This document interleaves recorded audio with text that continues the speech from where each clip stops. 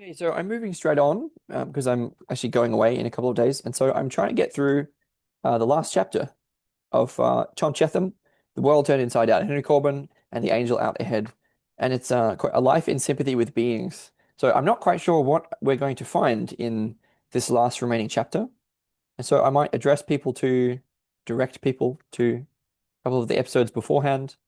But let's see what I'm going to find. We've been talking about the imaginal, a lot of Jungian stuff, Heideggerian stuff, obviously with strong input from Vervaeke along the way. The first section is called Music and Mirrors, and it's sympathy, as in the context of sympathy with nature.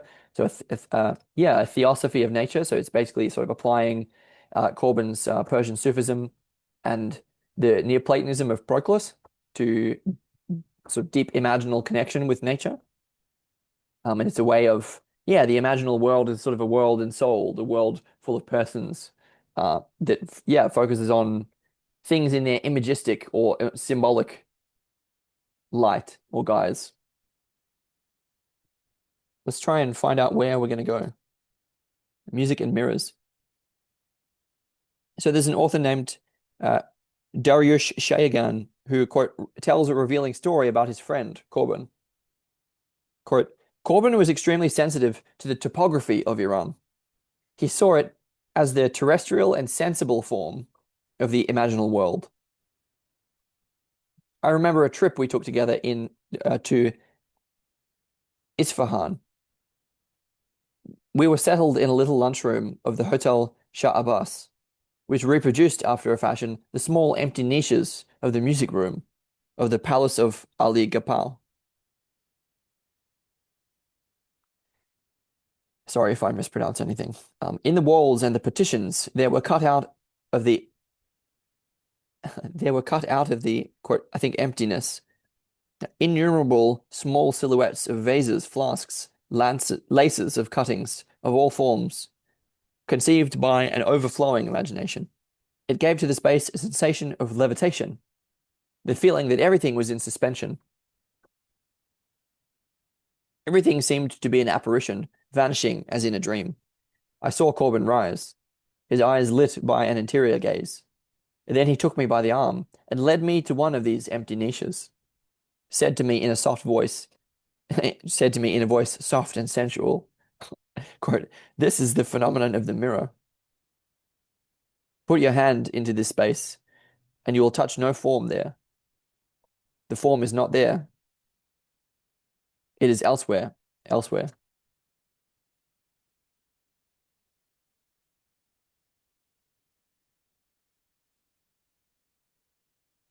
This is the phenomenon of the mirror. Put your hand into this space, and you'll touch no form there. The form is not there. It's elsewhere, elsewhere. Cheetham comments. The ability to be carried away through the forms of this world to the infinite expanses of the other worlds is mystical, imaginative, symbolic perception, not a flight from reality, but a journey towards it. So obviously, I'll try to rein it in this time, but I obviously have a lot of difficulty with this because to me, I can't.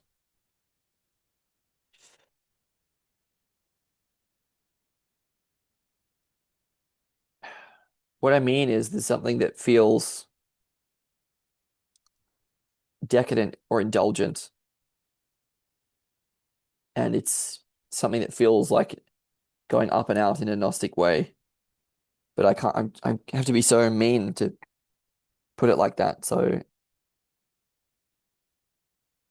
I'm kind of like I'm far more interested in this is the kinds of reality that we can sort of get to together in a way.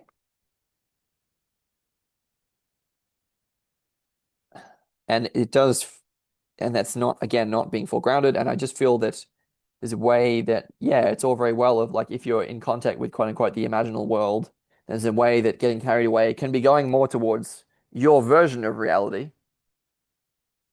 what is real, quote unquote, to you. But how you would have to say For that not to be simply your truth in a relativistic way, you'd have to say, no, no, this is more true with everyone. And then what about taking that everyone with you? Can it be shared? Can it be shown?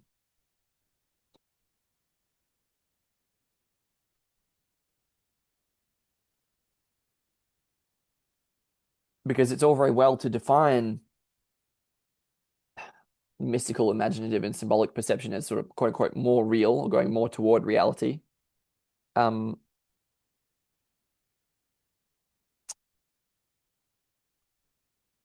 but to me, there are some pretty obvious uh, oversights.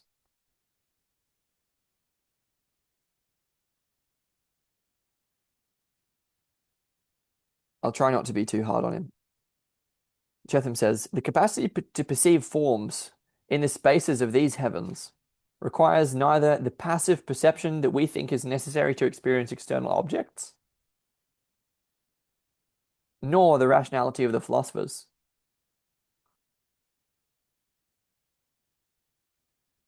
Quote, but a conformism achieved through sympathy with the forms of desire.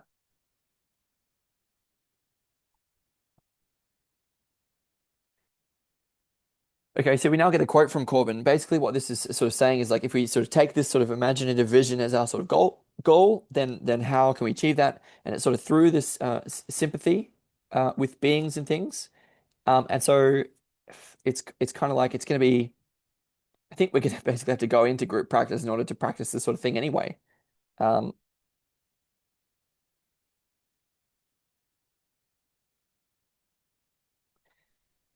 anyway, let's try and get more of a sense of what they mean by this kind of conformism with the forms of desire achieved through sympathy.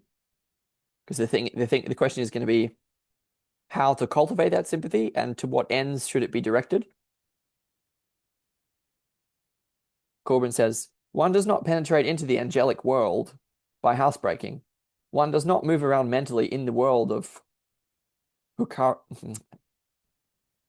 in the imaginal world by the assistance of a formal logic or of a dialectic which leads from one concept to the next by deduction.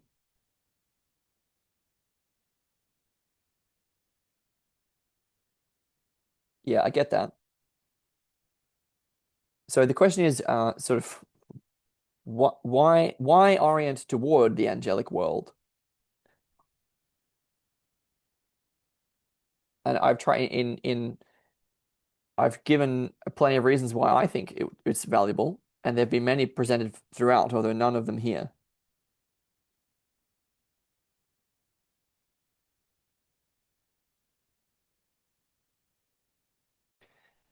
Apart from the why question, there's then obviously the how question. And you can't just sort of say that it's not these other ways. It's a more like this. It's yeah, but how? How exactly?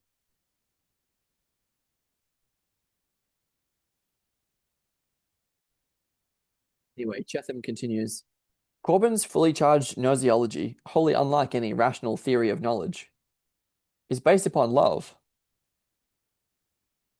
deified, and its transfiguration by beauty as the supreme theophany.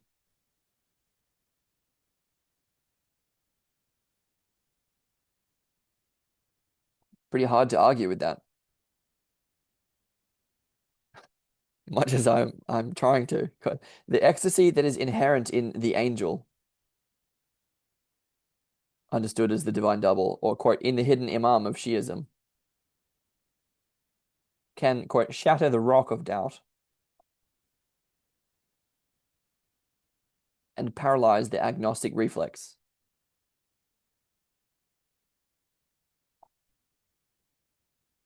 by breaking through the mutual isolation of consciousness and its object, of thought and being. Here, phenomenology becomes ontology.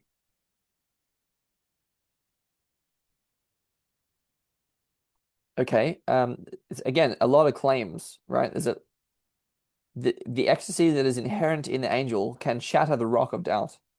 Well, is it how can that claim be verified? I mean, it's such a horrible question to ask, right? But it's like it's easy to just say stuff. Sorry, but it's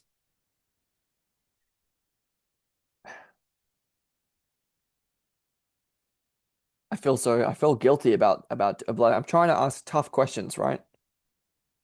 Because look, we're we're sort of tough modern scientific types. We does it work? And what does it work for? Who does it work for exactly?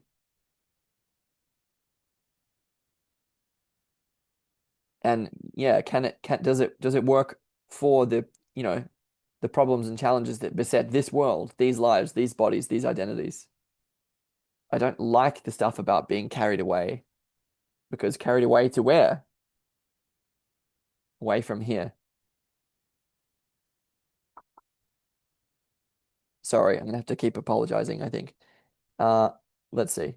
Cheetham says, the infinite succession of heavens and the unending openings they accomplish communicate with one another by means of correspondences of forms, of isomorphisms, meaning sort of similarities of form, between one level and the next, in a kind of Gestalt cosmology. Yeah, okay. So to me, it's sort of talking about alignment or the fractality. Quote, it is the perception of these that makes possible the journey beyond. The correspondences are not in the head, but of the heart.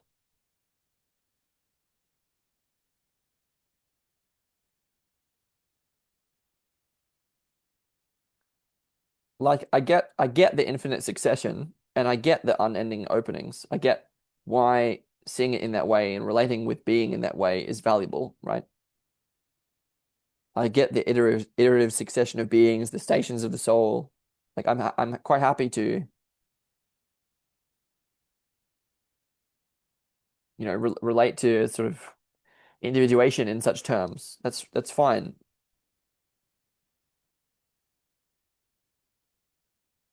But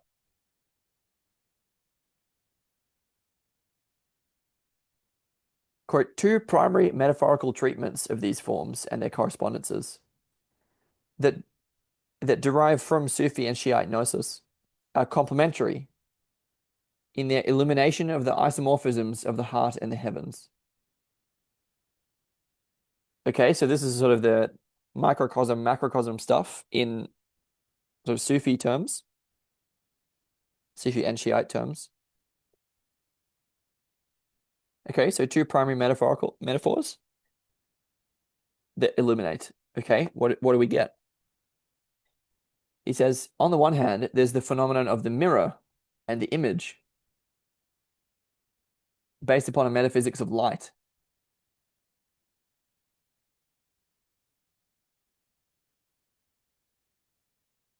On the other, there is music.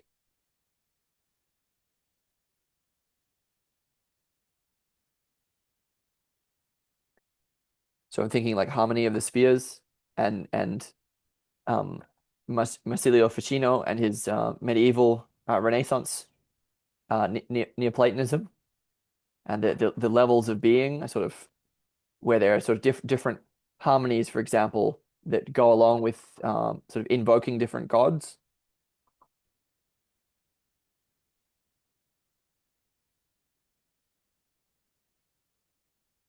To me, okay, one way I can reframe it to be less sort of objectionable is that obviously light and music are extremely deep and high to the gods, right? And uh, if I can sort of reframe the context in which a lot of this becomes relevant or practiced, practicable, then it could be a lot more helpful. For example, music is one of the, if not the oldest forms of sort of social bonding.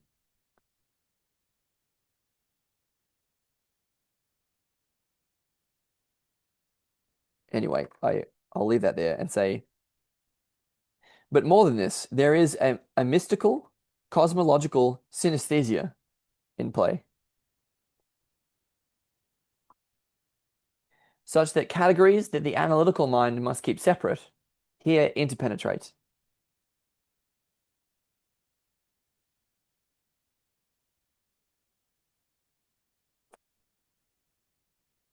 I might be okay with that through people like Chris Beisch, for example,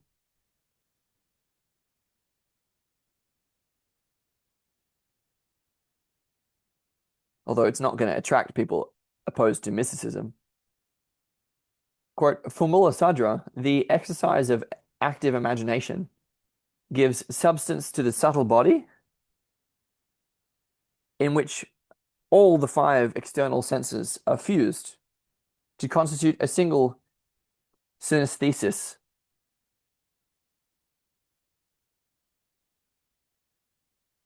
Recall the phenomenology of reading Hugh of St. Victor, in which the ontologically remedial hermeneutic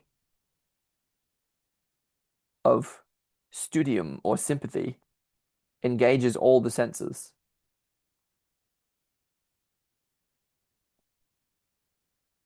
And is at once physical, intellectual, and spiritual.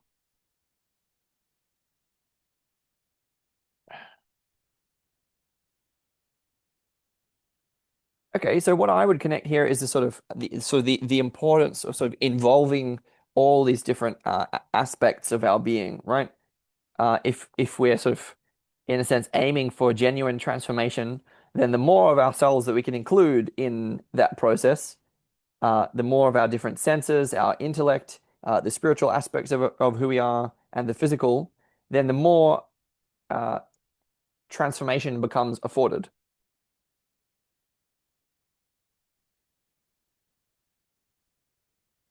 Quote, in Abram's view, a synesthetic experience lies at the heart of the animistic consciousness, that is the essence of pre-reflective perception.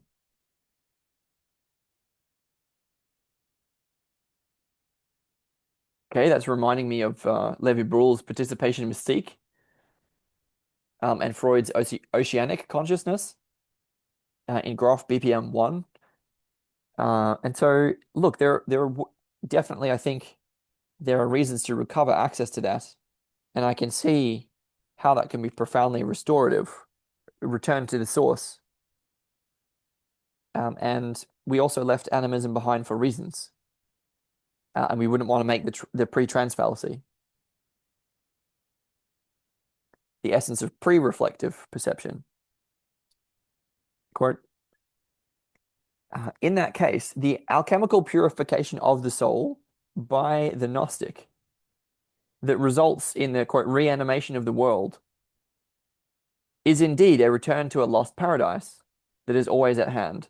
See, to me, that's a mistake. To me, that's the pre-trans fallacy. And we would have to get out of the nostalgia to go back to, uh, the womb that we've been cast out of. Um, and yeah, it would be a kind of regression, but I think it can be integrated as a valuable kind of experience or a valuable kind of orientation. Quote, just as the heliotrope, like the sunflower through Proclus, reaches toward its angel, complicated to explain that. So do the rocks of the earth and the animals of the wilderness. Everything strives, everything aspires, everything evolves, everything grows, everything becomes. Quote, the world of the soul is here in this one if we only have the eyes to see it. The world of the soul is here in this one if we only have the eyes to see it.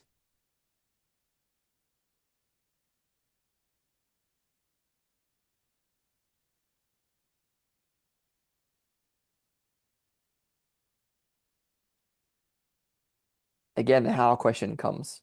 Look, restoring our access to pre-reflective perception or sort of animistic consciousness through synesthetic experience uh, is there is a bit of a you have to be so careful about what you're saying because is that an inward or an outward kind of experience and what kind of being in the world does it afford?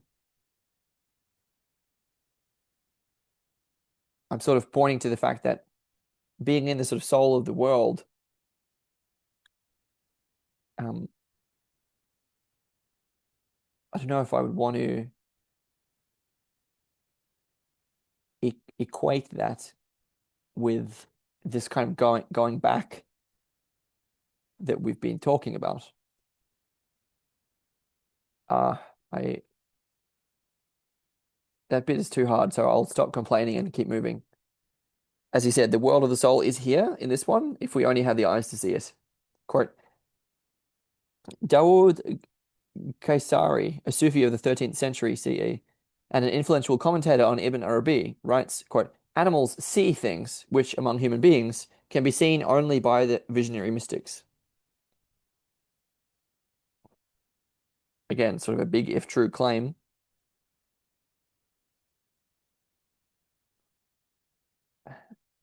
Quote, Islam indeed sees itself as the primordial revelation.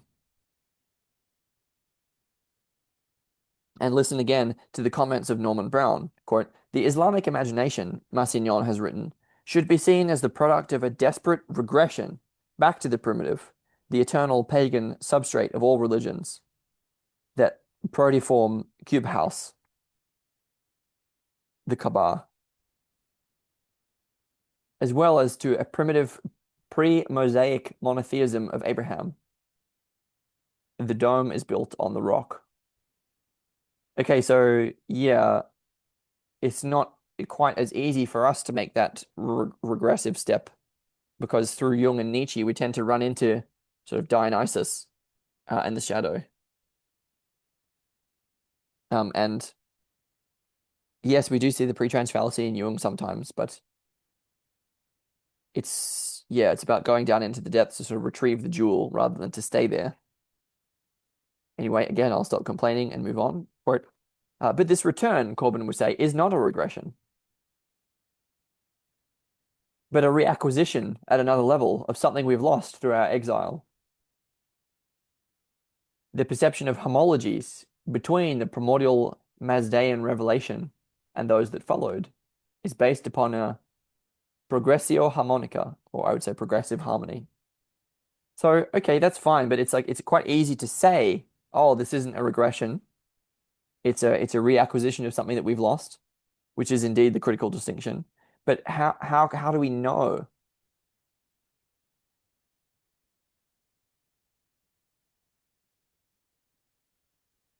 Yeah, like what I'm saying is there is a very real risk of regression, and although we don't want to make it, although we can orient to, we don't want to make a regressive step. That doesn't mean that that's not what will happen.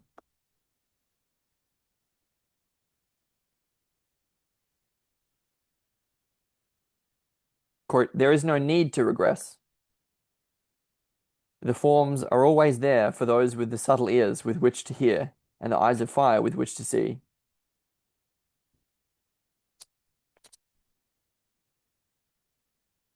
It's, well, I don't know. Does regression come from a need? I guess so, but it's not exactly something that we choose, although it can be. It's something that happens. It happened to Nietzsche. We can always find a way to achieve that primordial state of the Dokima before appearance and belief were sundered in the archetypal moment of doubt. That primordial agnostic moment.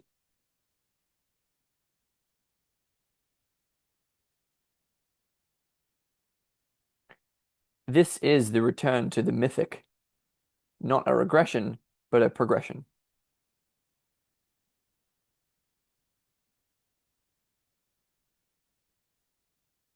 Well, I'm just going to be repeating myself, so I'll move on. Again, the distinction is in how can we properly debride the progression from the regression in practice, not just saying that we want one and not the other. And in practice is the key. Quote, light and sound, space and time, word and being all resonate together in worlds replete with archetypal images. Events in time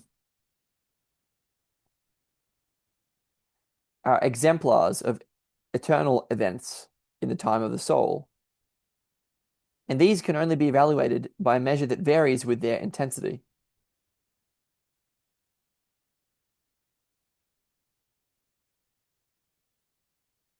Okay, so I'm understanding this is a way that sort of archetypal images are sort of grounding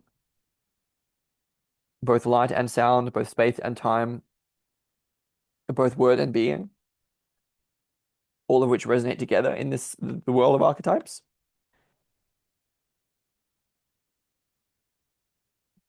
which is fine. Although definitely we do think of if we're sort of reimagining not only sort of space and time as quote unquote angels, but also light and sound. That's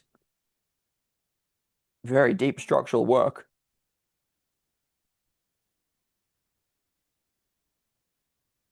Anyway, as he was saying, so events in time are exemplars of eternal events in the time of the soul, and we talked about getting a sense of that through sort of progressively through the personification of sort of past and future and Heidegger, and yeah, learning to take up the perspective of the soul, obviously. Okay, and these if such events can only be evaluated by a measure that varies with their intensity, what could that mean? Corbin says, and this intensity measures a time in which the past remains present to the future. And this intensity measures a time in which past remains present to the future, in which the future is already present to the past. Just as the notes of a musical phrase, though played successively, nevertheless all persist together in the present and thus form a phrase.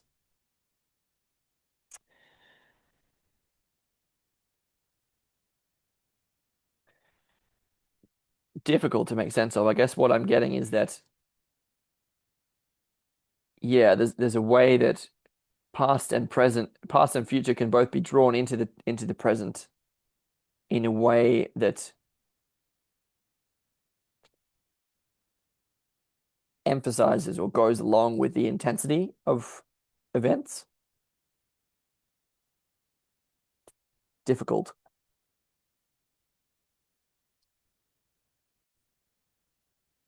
Cheetham says, and it is in music that we can most readily express this synesthetic space-time, in which the word itself is the music that speaks the forms of being in the spaces of the heart.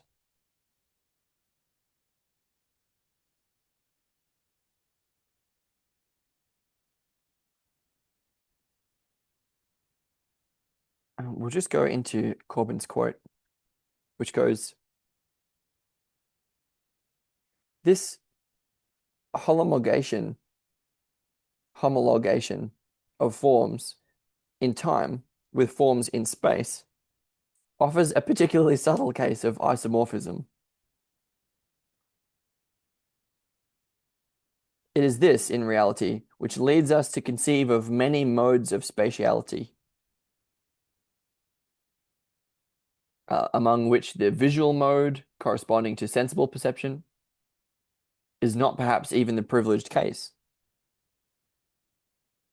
Quote, speech, the divine word, is the sonorous incantation which evokes beings, and which remains the profound and secret nature of each being. Stabilized in this being, this nature does not reveal itself, however, to the empirical point of view, but to another visual sense, to an interior vision perceiving other spaces.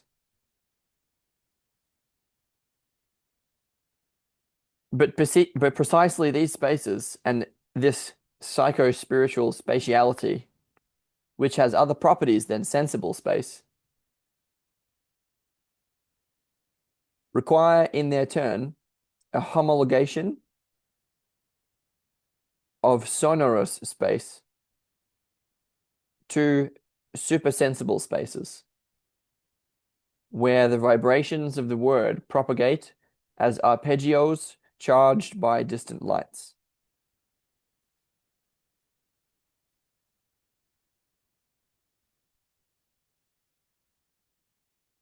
What I would say about that is that it's not very sensible.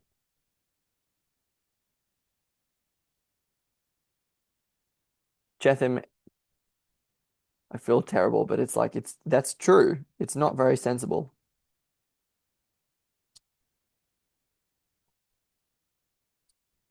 Cheetham says,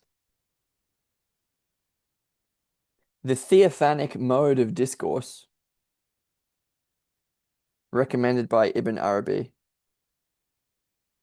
is perhaps nothing other than a form or an appeal of the progressive harmonic progression.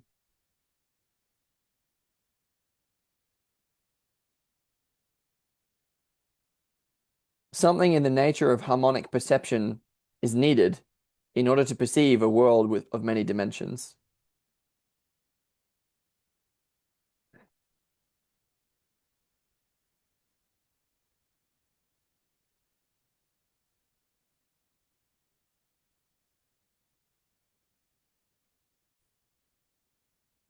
So, aside from the sort of normative implication that it's good to be able to see a world of many dimensions, which to me is sort of too far out, the idea of harmonic perception is something that I find quite interesting because harmony is indeed something that is sort of fractal. So I'm getting sort of shades of morphic resonance.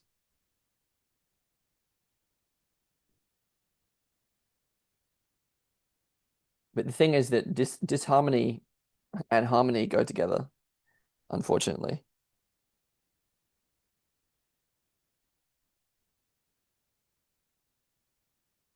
Quote, the reverberations of the word correspond both to the images reflected and multiplied in a room of mirrors, and to the repetitions of a melody in ascending octaves. Okay, so it's talking about sort of correspondence theory, and it's about the reverberations of the word, both in terms of sort of light and sound. So in light, it's sort of this metaphor is about reflection, and the mirror and images, and again the reverberations of the word in sound are sort of the repetitions of this melody in ascending octaves.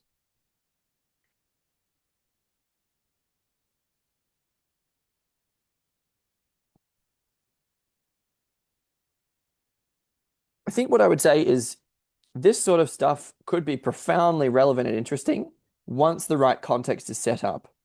Once there is like again, the sociological shift that we're going through, and once we have the sort of tribal setting, the setting of the collectivity and collective practice, intentional practice, then I think these places sort of become centers of gravity for drawing stuff down and up and in from different directions. And that's when I see a lot of this stuff about the sort of deep structural fabric of being to do with light and sound, space and time, word and being, as becoming a lot more available, and indeed sensible.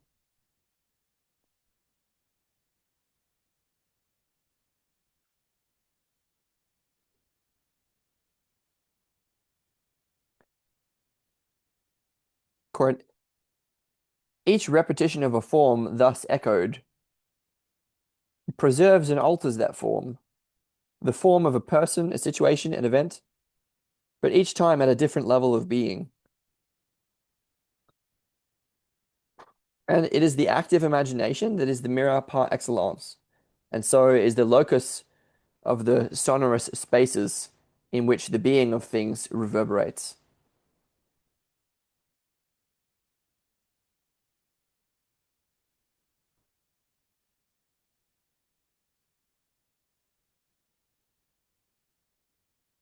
Yeah, so I think what I would connect here is that the amount of work that is required to sort of properly clear the mirror glass of our consciousness is a lot.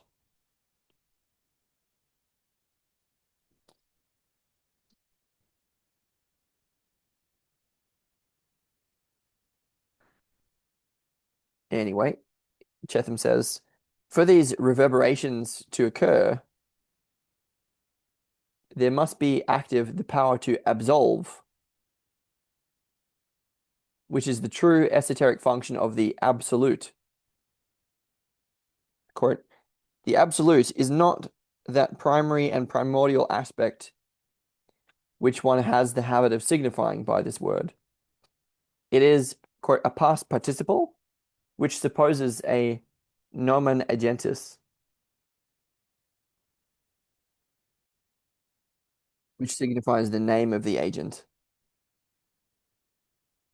which supposes a name of the agent. Uh, okay.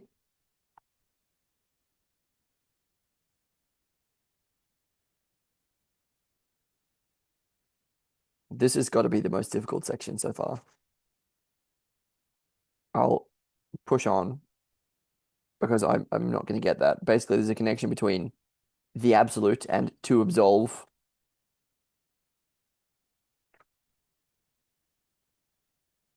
As a power, active as a power, to be able to absolve within the imagination, to perceive certain reverberations that have to do with this sort of imaginal perception.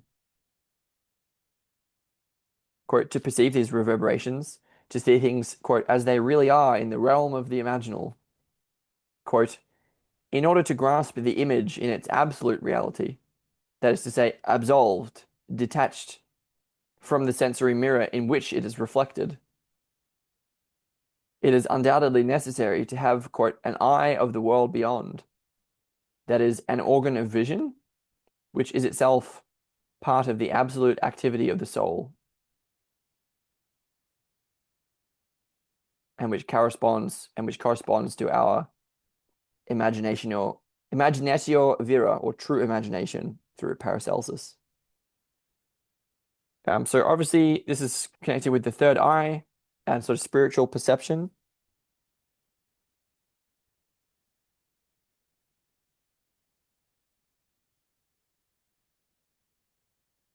It's, it's not exactly my wheelhouse. Let's I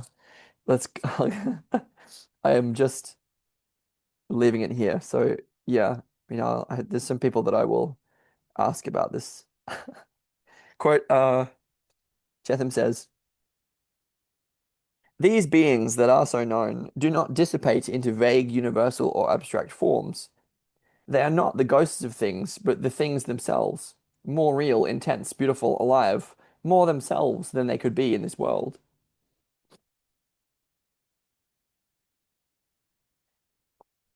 Corbin speaks also in this context of the iconography, the theosophy of art, as it were, that accompanies the vision of the world. It's not only towards music and mirrors that we can turn for sensual means in which to accomplish the intensification of beings, but also to the visual arts and to architecture.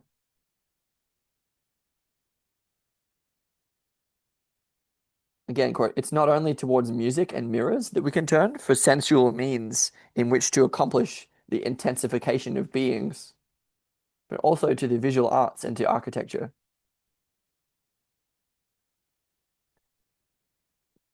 Quote, what is required of such art is not that it be representational, but symbolic. Thus, there is not only no need for the perspectival space of the Renaissance, but a positive rejection of it. Perspectival realism corresponds to historical linearity and imposes the same self-sufficient independence upon things in abstract sensory space as historical consciousness does upon the events of linear time.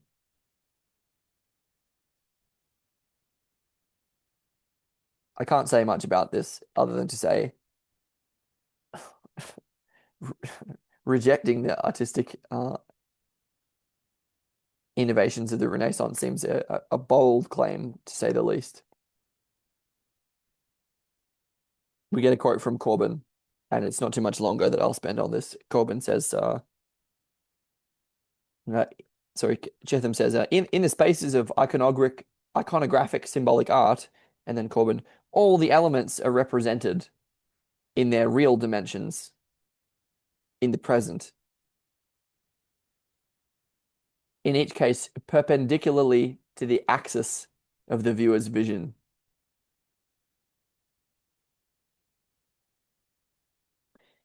The viewer is not meant to immobilize himself at a particular point, enjoying the privilege of presentness, and to raise his eyes from this fixed point.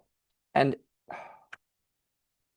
the viewer is not meant to immobilize himself at a particular point, enjoying the privilege of presentness, and to raise his eyes from this fixed point. Quote, he must raise himself toward each of the elements represented. Contemplation of the image becomes a mental itinerary, an inner accomplishment. The image fulfills the function of a mandala.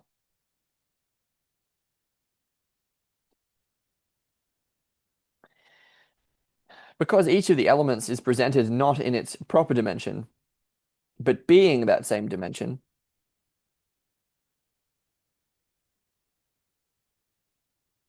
to contemplate them is to enter into a multidimensional world, to effect the passage of the tawil through the symbols.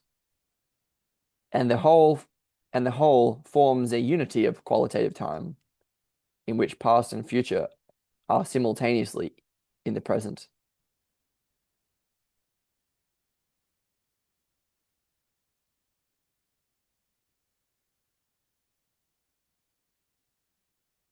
Cheetham says, the function of such an art is not representation, however beautiful, but transformation and transfiguration of the soul and of the world, quote, by that light of glory which the soul projects onto it. The purpose of this sacred symbolic art is to enact the psychocosmic transformation that it symbolizes.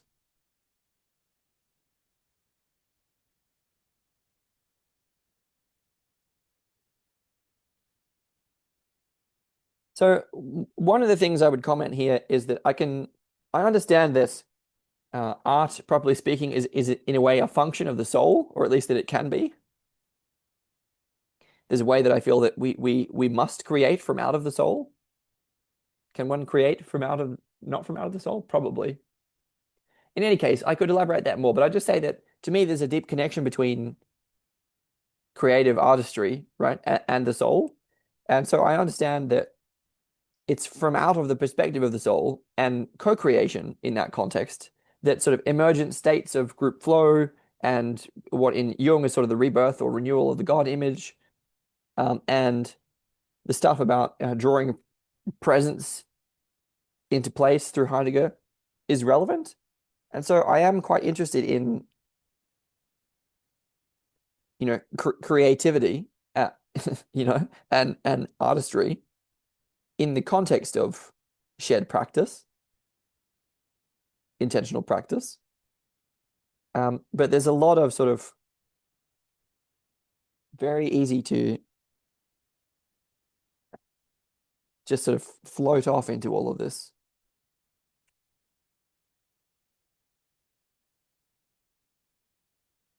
But again, it's just sort of not the point that it's relevant yet. It is relevant, but only in a particular, for me, only in a particular context.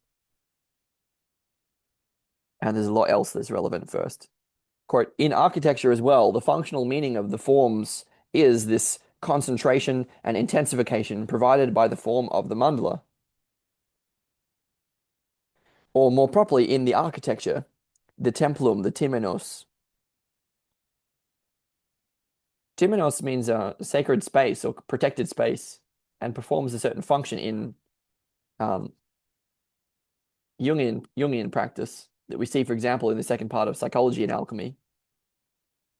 It's kind of like the function of a magic circle. It kind of protects you from what's outside. So there is important stuff here. There's a way that the sort of the mandala and what it means and points to can sort of be found everywhere in architecture, in art, in sound, in light, and so on. And it's kind of that which we're talking about, but it's obviously so reductive. But obviously we see so much amazing architecture that comes out of these traditions. Quote, speaking of the Friday Mosque at Isfahan, Corbin writes, at the geometrical center of the enclosure, we find a basin whose fresh water is perpetually renewed.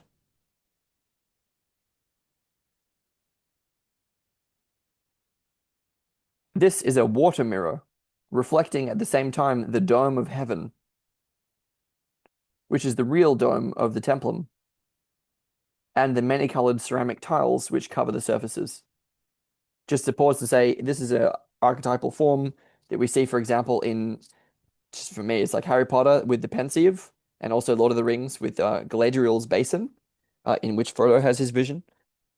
So yeah, the sort of the water of life, the mirror glass, um, connections with memory, recollection, the waters of the unconscious. It's a feminine symbol. It's like the fountain in the garden.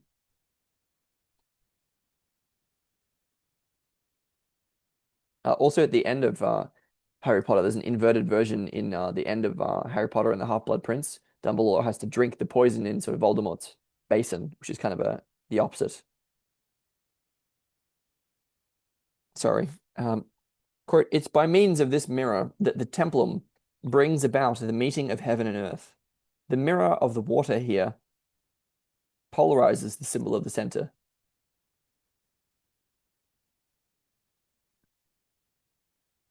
Now, this phenomenon of the mirror at the center of the structure of the templum is also central to the metaphysics professed by a whole lineage of Iranian philosophers, among whom the most famous lived at one time or another in Isfahan. Thus, there must certainly have been a link between the different forms of the same Iranian conception of the world. Perhaps a link so essential that it will explain how the painters and miniaturists of Islamic Iran felt in no way that their art was subject to the traditional anti-iconic interdict. They had produced neither sculptures in space nor easel paintings. Yeah, so I would say that we're talking about a certain architectural form that is sort of reflective of a particularly deep archetypal structure.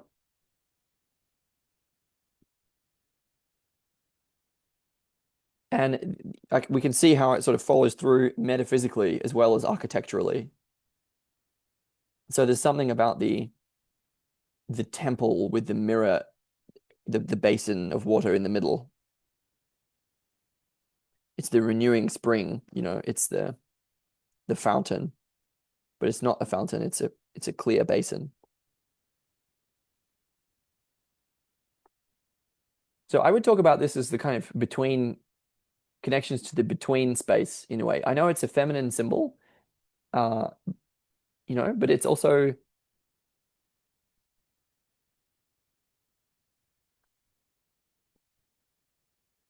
it's a between, it's a liminal phenomena. It's a liminal space, that reflectiveness. And so I would sort of talk about the spaciousness that is inherent within transformation. Liminality, transformation, and spaciousness seem to go together.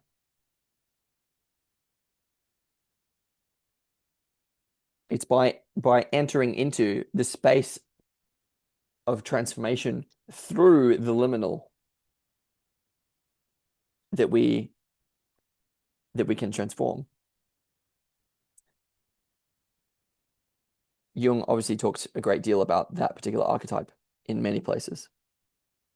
Quote, this is Cheetham. Here, in this sacred place, mirror, space, and contemplation come together at the center of the world.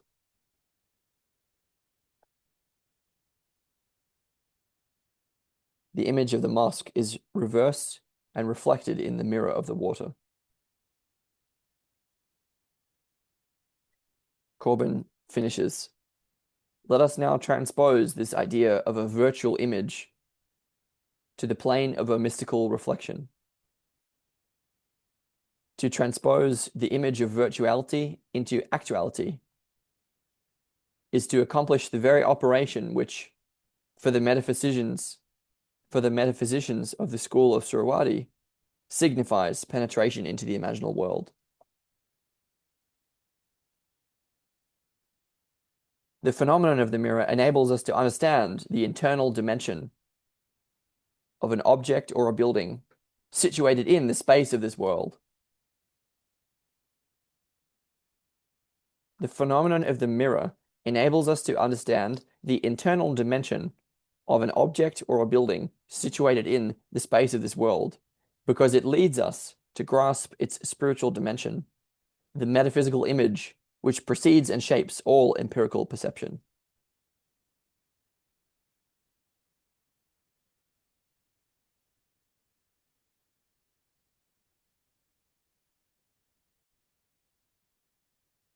So I'm going to let that speak for itself.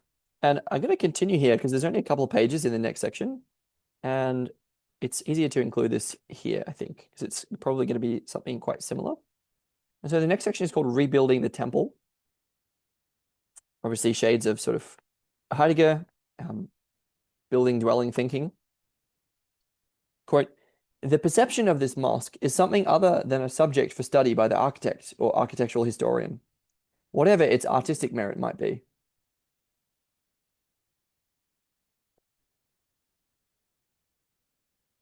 It requires the Imago Templi, the interior mirror reflecting the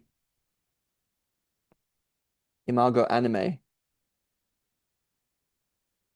So it requires the image of the temple, which is the sort of interior mirror reflecting the image of the soul, where contemplator, contemplation, and temple are one. Contemplate, temple, contemplate. Okay, that's extremely awesome, actually. We get the idea that there's a deep resonance between sort of exterior and interior that has literally been exteriorized into their architectural forms. Quote, to understand this temple requires a phenomenology of the temenos, or sacred space, safe space, yeah, sacred space, a terminology of the imaginal world. Quote, it is in this sacred precinct that heaven and earth communicate. And it is this locus that we lack. We have no place. We're out of place. I mean, I'm sure the Christians would say, what about the church? But in any case, we now get a footnote here, which is probably relevant. So I'm going to quote it. The architect Christopher Alexander has attempted to revive a science of sacred space. His work is of interest in light of the conception of form and space that Corbin's analyzing. Of immediate relevance is the book A Foreshadowing of 21st Century Art, the color and geometry of very early Turkish carpets, which is Alexander's study of Turkish Sufi carpets and their implications for our understanding of sacred geometry.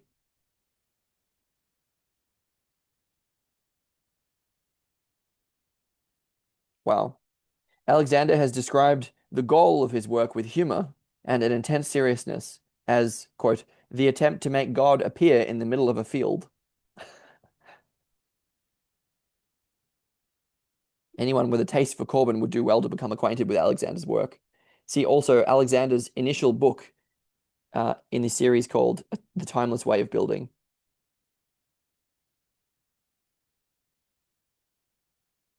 And Stephen Grabo's essay on Alexander and his work, Christopher Alexander, The Search for a New Paradigm in Architecture.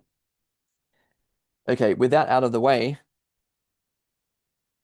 so obviously, sacred geometry is going to become extremely important, much far more than it is already. And so there's definitely a sort of future context in which I see this kind of sort of art and architecture becoming really important. I can't really say more than that. Cheetham continues, modern historical consciousness is twice removed from the original cosmic temple. In pre-Christian antiquity, the image of the world as temple was well known. In Plato, Plutarch, Cleanthus, Manilius, Manilius, and others, the cosmos itself is the divine spectacle, contemplated with awe and reverence. But, Corbin says, There is a profound difference between this vision of the world and that of Surawadi, Avicenna, and the other Gnostics, for whom the world itself is the crypt of the temple. Okay, so what he's saying is that basically it's uh yeah, that the vision of the Sufi mystics is quite different than Plato and Plutarch and so on. So we're twice removed because we're missing both our own history and it's different from what he wants to talk about. So Corbin says, quote, "This visible world is no longer itself the temple. It is the crypt of the temple, or cosmic crypt. The initiation conferred by the angel consists in showing the initiate how to leave this crypt and reach the temple to which the angel belongs, and to which the initiate, by virtue of his origin, also belongs. Inside the crypt, he is merely an exile."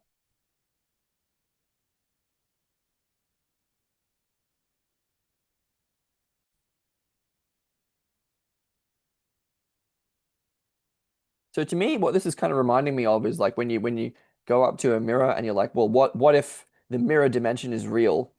You know, what if it's a whole nother universe?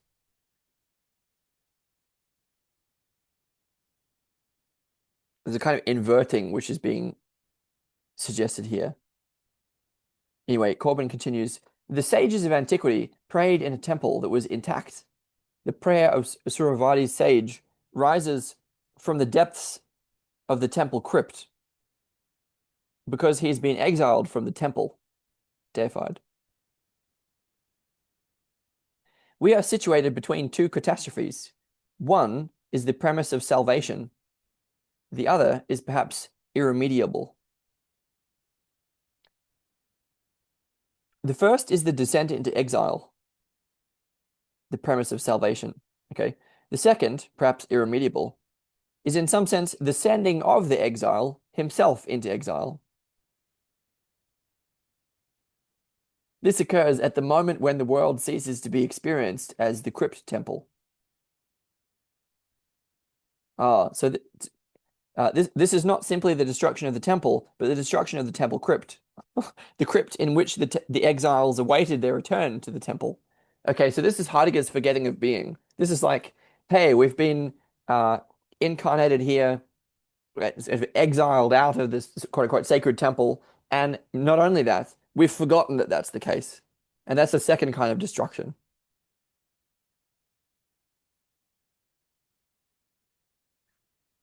Quote, this is Cheetham now. The first catastrophe, the descent into exile, is the descent into time.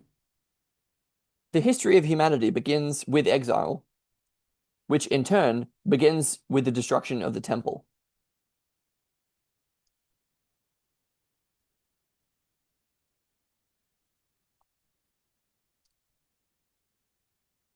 Here, Corbin is referring not to the origins of humanity, since the sages of antiquity were human, but to the origins of history itself. Yeah, so uh it's the descent into historicity. But I think, look, to me, there's also it's sort of like what it seems to be what he's talking about is the sort of descent into time from the point of view of the eternal, where this is human sages were also human, but they're connected to the eternal. But I would sort of say, isn't the idea that humanity, sort of as incarnated, is also in an exile? And hence, I would sort of understand that to be the first exile, and then the sort of fall into historicity as the forgetting of the crypt or the destruction of the crypt. But this is not what Cheetham and Corbin are saying. Again, quote, the first catastrophe, the descent into exile, is the descent into time. So I take this to mean the descent into human incarnation, but this is apparently not what is meant. Quote, the history of humanity begins with exile, which in turn begins with the destruction of the temple. Here, Corbin is referring not to the origins of humanity, since the sages of antiquity were human, but to the origins of history itself.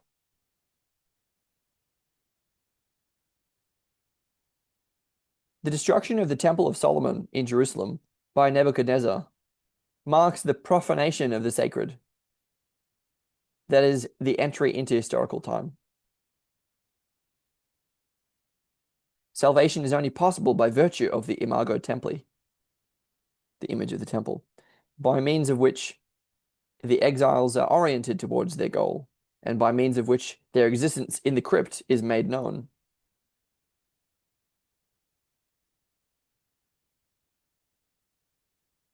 So it's about, first and foremost, sort of remembering that salvation is even possible, let alone attaining it. Quote, but to understand the Imago Templi, one must reach the meeting place of the two seas, which is where we were meeting Kadir. Who among the exiled can reach this place that is no place? Only those who can escape the confines of history. Corbin relates an esoteric Jewish interpretation of the story of Moses. Quote, one of the symbolic properties of water is to typify the sense of time and of engulfment in time.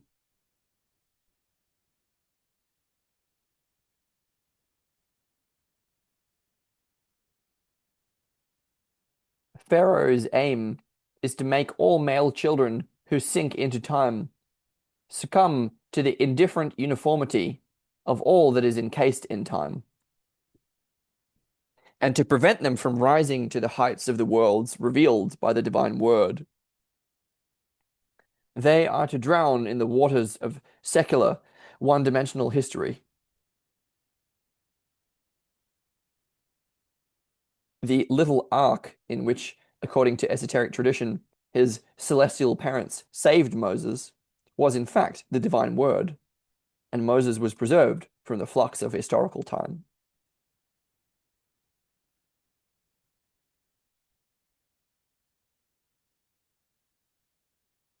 So water and time in this context are both feminine symbols, connected with forgetting and the unconscious, the conditions of human existence. Quote, and only so could he meet Kadir. So that was the yeah, so that was I think the first catastrophe, the sort of the fall into history. And I've interpreted that differently. I would sort of regard that as the fall into humanity in a way, the human condition. But maybe that is wrong, and there is a way that humanity itself can be redeemed. That's fine. And so then they talk about the second catastrophe, which is quote unquote the destruction of the crypt itself. So I would talk about the second catastrophe as the fall into historicity, but that's what they talked about as the first catastrophe.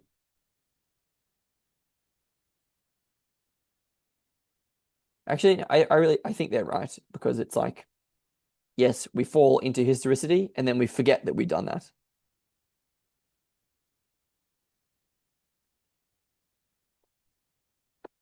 And putting it that way preserves the idea that we can be human and also be divine in a sense. It means that the human condition is ultimately redeemable. As they say, the second catastrophe is the destruction of the crypt itself. This is a tale we've heard before. The crypt has been emptied of the presences that inhabited it, of the hierarchies of the anime caelestis. Corbin says, without this world of the soul, there is no Imago. There is no image. Thus, man had lost his own soul as the heavens had lost theirs. The ordeal of exile no longer exists. Instead, there is a deliberate refusal to feel exiled.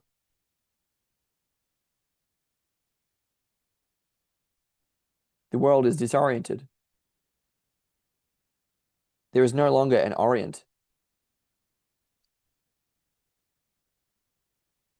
One thinks one is out in the open, that there is neither an above or a below. Wow. So disorientation is literally being without an orient. and then sort of fear of wide open spaces. So what I've got here is a sort of, yeah, the Western culture is the prodigal son, exiled from the community. And the question is why? And the answer is we were on a quest, and it's the alchemical quest for a specific reason, I think, that we're yet to finally discover. Quote, without the Orient, there is only history, that out in the open, that leaves a place only for a totalitarian sense of the existent. Uniform, void, and without presence, or even the nostalgia for it. This describes the frenzied world of modern secular humanity, for whom no amount of activity, no amount of expansion can compensate this loss of soul. All deeply true. We're disoriented. Corbin states, and it's a long quote that's the end of the section. Quote, the destruction of the temple is destruction of the field of vision. Contemplation collapses for lack of space and place, for lack of a horizon beyond this world. For many of our contemporaries, the temple is destroyed. There is no longer any link between heaven and earth. The norm of our world can assume all manner of names: sociology, dialectical or non-dialectical materialism, positivism, historicism, psychoanalysis, and so on. The knot which paralyzes our awareness is well tied. The difficulty is that most men live outside themselves, even though they may never have gone outside themselves, for the good reason that they've never been inside themselves.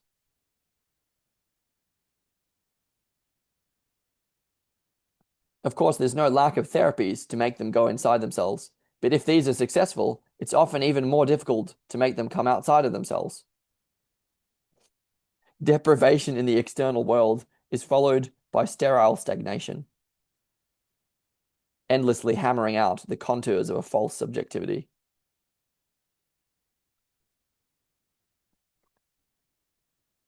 I would say that the virtue of the Imago Templi lies in making us be within ourselves, outside ourselves. For we must not confuse introspection, introversion, with contemplation. There is no contemplation without the temple.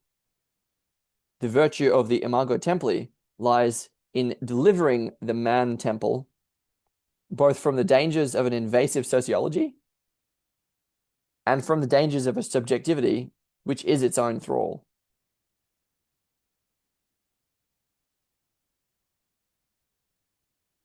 It unties the knot because it reestablishes communication between heaven and earth, opening up for all men the spaces beyond.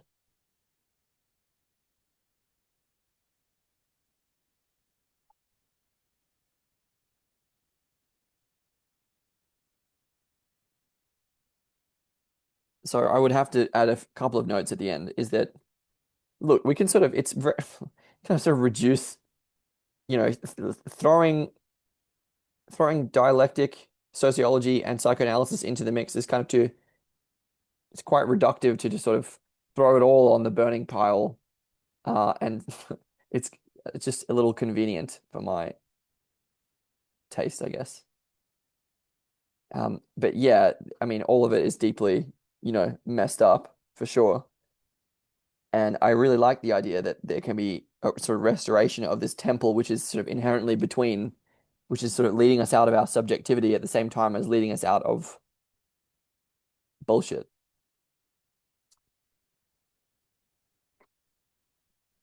But yeah, sociology doesn't have to be invasive. It can also be affording.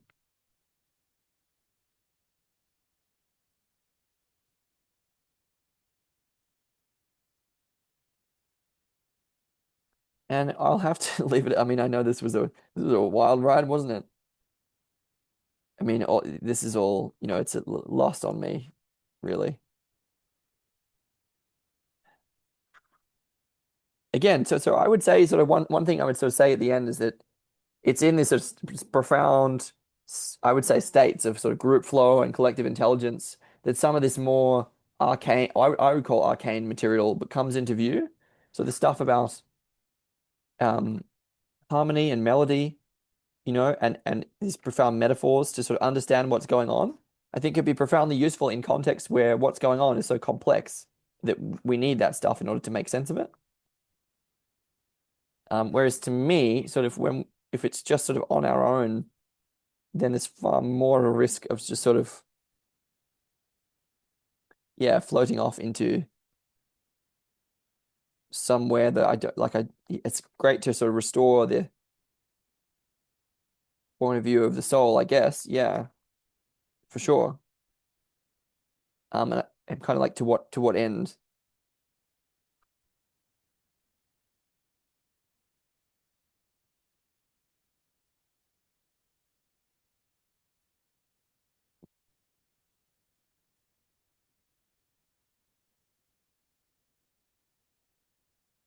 I'll leave it at that.